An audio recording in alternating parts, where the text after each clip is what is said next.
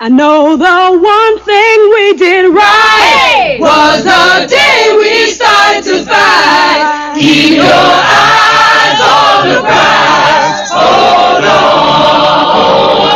Keep your eyes on the prize. Hold on. Okay, so I'm sure you guys have heard of the recent slew of incidents being reported across the United States of, perhaps for want of a more precise term, racial profiling. When I was growing up in the 90s, the term racial profiling seemed to be used predominantly to refer to cases in which police themselves profiled black people and other minorities independently of anyone else. But more recently, it seems to be maybe somewhat more common to refer to the term more broadly to encompass incidents like these ones, in which private citizens call the police on particularly or typically black folks whom they encounter in public places, whom they for some reason bizarrely and inexplicably, well, not really inexplicably, perceive as threats. I say not really inexplicably after all because there is an explanation: racism.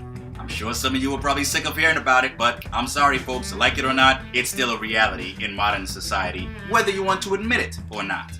These cases give us plenty of examples and plenty of evidence to that effect. I want to address one particular aspect of the issue, namely the legal question of what the police's responsibilities are in these cases. Take, for example, a recent case where a black female graduate student at Yale had been studying in a common area of the dorm she lived in and had dozed off, surrounded by her computer and her books and a blanket. A white female student from the same dorm saw her, didn't recognize her, for some reason thought that she didn't belong there, and called the campus police on her.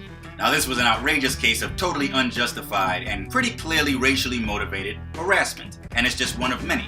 But one thing that I've heard some people state in the police's defense is that they had an obligation to look into it once they got the call. Once the police show up, the police have an obligation to investigate. As a matter of fact, I don't think that's actually legally true. First of all, there is such a thing as police discretion. Police have pretty broad discretion to decide whether to pursue certain investigations or not. What's more, and I had to look this up when I saw the footage and the news reports on this case at Yale. I looked it up very quickly because I remembered reading something to this effect when I was in law school a few years ago, and sure enough, it confirmed what I thought I remembered. Back in 2005, the Supreme Court of the United States did in fact rule that police officers and police departments in general are actually not under any legally enforceable obligation whatsoever to investigate a particular alleged or actual crime or to provide people with protection. So if you call the police and for whatever reason they don't show up, you can't sue the police department and get satisfaction simply because they didn't do their job of keeping you safe. They have the discretion to decide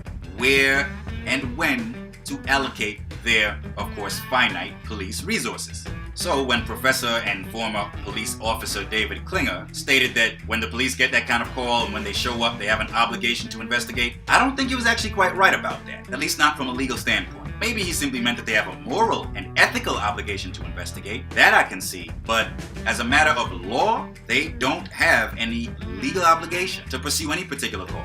So what does that tell us about how police ought to handle these kinds of calls? What is the role of police here? I think of these different instances, the Rialto, California Airbnb, Right. 3 of the 4 women leaving are black. Right. A neighbor calls the police questioning whether they are where they belong, and, Right. and of course they are. Or you think of the Starbucks incident, what are police supposed to do in their role when they have been called by somebody? It sounds like for you, they need to be questioning the legitimacy of the call. Of course, you have to. I agree with Professor Dyson. I think that there needs to be more responsibility and more discretion exercised by police dispatchers and police officers in response to these kinds of calls. If I were the dispatcher for the Yale police getting a call from this particular white female grad student, I would have said, okay, you feel like this individual who's sleeping in the common area doesn't belong there. Why?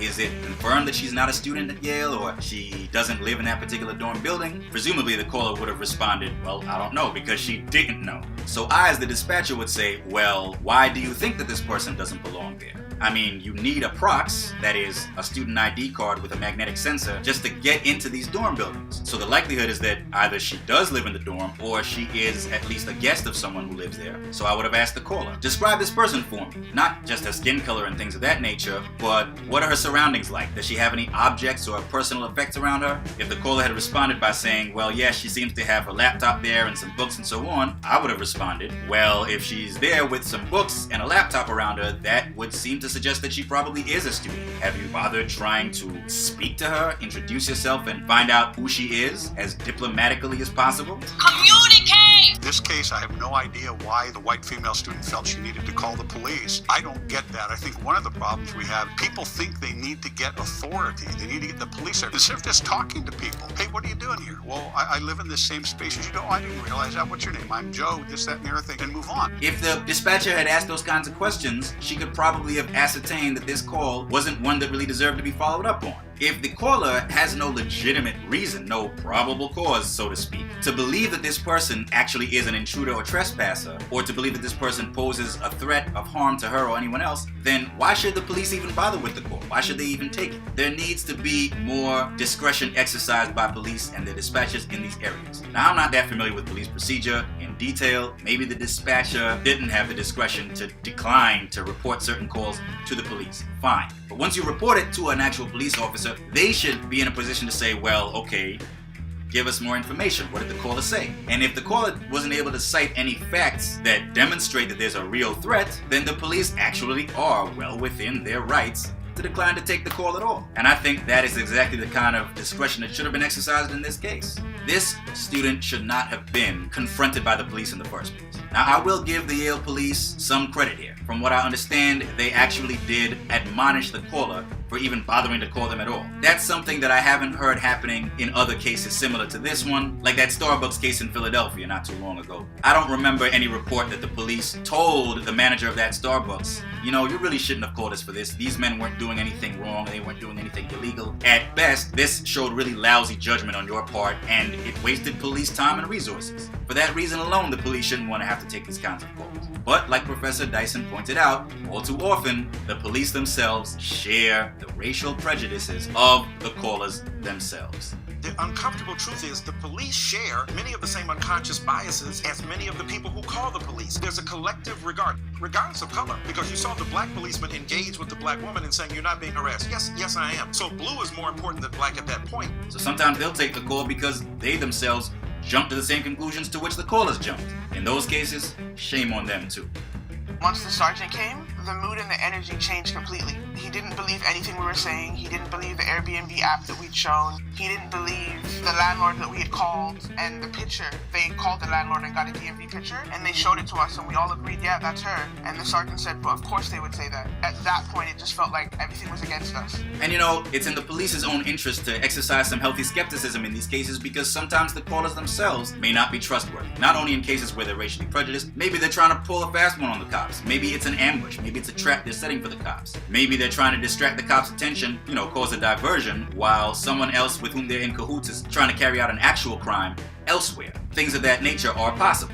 Are you sure that when you get a call, it's not the robber? Are you sure that people are not putting on a face, so to speak? Sometimes the caller will blatantly lie in order to try to make the person on whom they're calling the cops look bad. That's what happened in a recent case in Oakland, where a white woman confronted some black folks who were innocently holding a barbecue cookout in a section of a public park. She got into an argument with a passerby. And when the police arrived after she called them, she turned on the waterworks, started pretending to cry and pretending to be all emotionally traumatized, claiming that she'd been threatened. Thankfully, that passerby was there and had recorded the whole incident on her phone to show the police, at least I hope she showed the police, that this woman was lying through the skin of her teeth. I hear you have a problem with these gentlemen having a barbecue here at the lake.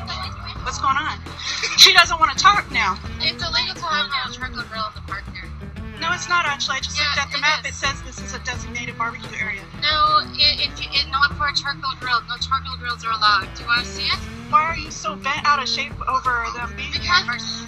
Can I have my card back? Can I have my card back? I'm being harassed. Okay. Can you back off?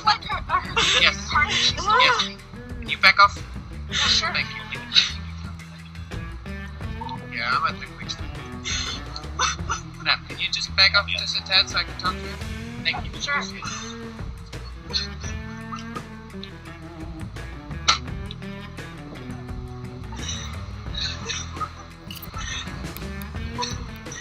These are the kinds of situations that are distressingly common even in modern day America. They show that racism is not a thing of the past, and it does still have a concrete impact on the lives of black people and members of other marginalized communities, and other societies as well. In my own native Canada, there was a similar case in eastern Canada, I think in the province of New Brunswick, from a year or two ago, where a black man was parked in his car, reading a book, minding his own business, threatening no one, at a public park by a seaside marina or what have you, and a white bystander called the cops on him, and they came up and questioned him because he was sitting in a car reading a book. I mean, this crap goes on everywhere, and it's just absolutely ridiculous. There's no good reason for it, and I honestly think the police need to start exercising their vaunted discretion in ways that actually benefit non-white communities for a change. How about that?